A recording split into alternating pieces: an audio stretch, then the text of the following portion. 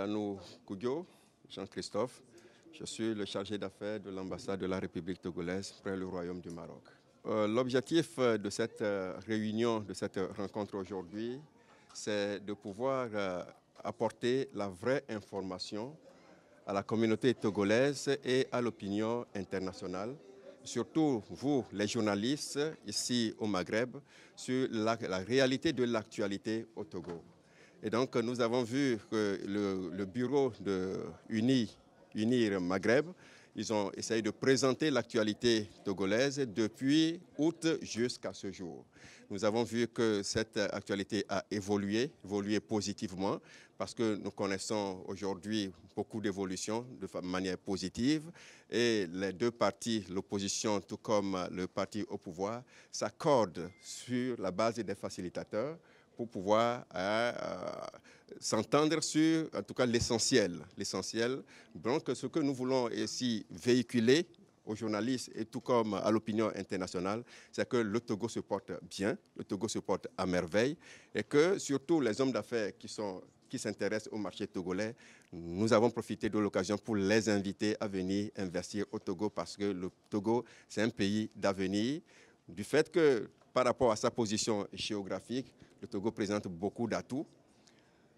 Pour pouvoir investir au Togo, vous investissez directement au niveau de toute la sous-région de la CEDEAO, du fait que la CEDEAO présente beaucoup d'atouts aujourd'hui.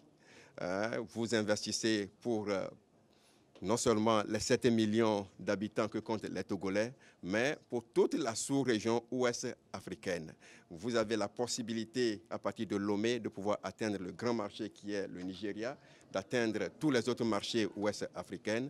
Le Togo a un port, le seul port en eau profonde. Donc, au plan économique, aujourd'hui, le Togo se porte à merveille. Sur le plan politique, nous avons voulu également signifier que la politique au Togo a évolué et que tout va très bien, la partie opposition, tout comme le parti au pouvoir, s'entendent pour que, par rapport à la facilitation, d'ici novembre, il y aura les élections législatives et toutes les questions politiques se discutent dans une convivialité. La paix, ce n'est pas seulement pour ceux du pouvoir, ni ceux de l'opposition, mais c'est à tout le monde. Ceux du pouvoir et ceux de l'opposition, ainsi que ceux qui ne sont ni du pouvoir ni de l'opposition, profitent de la paix.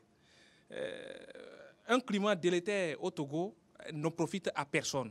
Donc j'invite la population togolaise, je les en supplie, à oublier les intérêts partisans et à œuvrer pour le développement de notre pays en passant par la paix, qui est la clé. C'est ce que nous avons en commun. C'est l'élément fort, c'est ce qui nous réunit au Togo. Donc je les en supplie, je les exhorte à respecter les règles de notre pays pour qu'il y ait la paix au Togo. Je le répète encore, la paix n'a pas de prix, et la paix profite à nous tous, ceux de l'opposition comme ceux du pouvoir.